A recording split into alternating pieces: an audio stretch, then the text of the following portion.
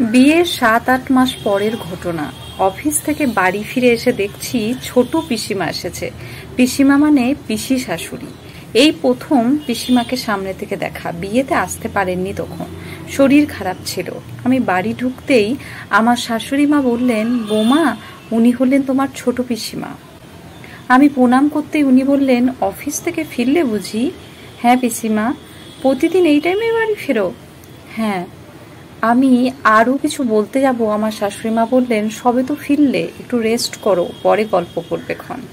আমি নিজের রুমে চলে যেতেই আমার শাশুড়ি মা পিসি শাশুড়ির সাথে গল্প করতে শুরু করলেন। ততক্ষণে আমার হাজবেন্ডও ফিরে গেছে। ও আমার থেকে ঘন্টাখানেক আগেই ফেরে।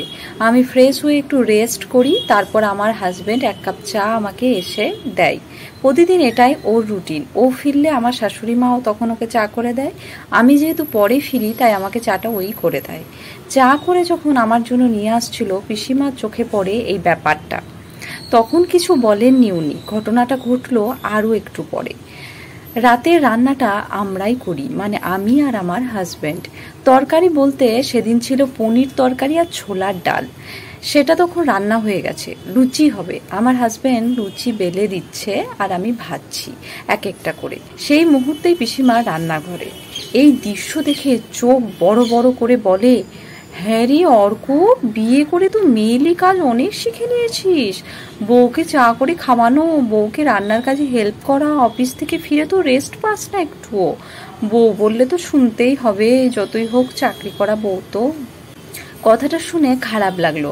আমার হাজবেন্ড কিছু উত্তর দেওয়ার আগেই দেখি আমার শাশুড়িমা পিছনে এসে দাঁড়িয়ে পিসি শাশুড়িকে বলে, আরে কি যে বলো ছোটদি, বৌমা ওকে কাজ করতে বলবে কেন? ওগুলো তো সব আমিই ঠিক করে দিয়েছি।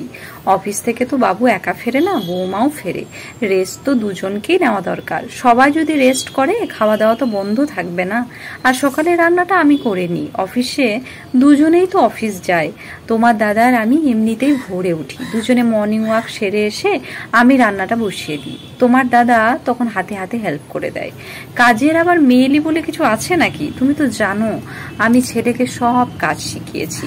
তোমার দাদাও তখন কত কাজ করে দিত, এখনো তাই করে। কাজ কাজই। সংসারে সুখ শান্তি বজায় থাকে পরস্পরকে সহযোগিতা ও ভালোবাসার মাধ্যমে। দুজন যদি দুজনকে না দেখে, দুজনের ভালো মন্দ না বোঝে, তাহলে বুঝবে কে? তাই ওরা ওদের মতো কাজ করুক, আমরা এখানে দাঁড়িয়ে থেকে কি করব? চলো বরং বাবুর বিয়ে ছবিগুলো তোমাকে দেখায়। কথাগুলো শুনে পিসিমার মুখটা কেমন ফ্যাকাশে হয়ে গিয়েছিল। রান্নাঘর থেকে বেরিয়ে যাওয়ার সময় পিসিমার একটা কথা কানে এলো, বৌদি এতটা লাই দিও না, আশকারা পেয়ে গেলে মাথায় জুড়ে বসবে। নিজে ছেলের কথাটাও ভাবো। আমার শাশুড়ি তখন হাসতে হাসতে বেশ জোরে জোরেই বললেন, ওরা এখনকার ছেলে মেয়ে, ভালো মন্দ বিচার করার ক্ষমতা ওদের আছে। আমি আমার মতো করে চালাতে চাইলে চলবে না। সময় বদলেছে, তাই ওদের জীবনযাত্রার সঙ্গে আমাদেরই অ্যাডজাস্ট করতে হবে। আর তা না পারলেই সমস্যা বাঁধবে। নিজেদের আধুনিক হতে হবে আরো। পুরনো রীতিনীতির সঙ্গে ওদেরকে মেলালে আর চলবে না, বুঝলে ছোটদি? বৌমা কখনো নিজের মেয়ে হয় না, শাশুড়িও কখনো নিজের মা হয় না।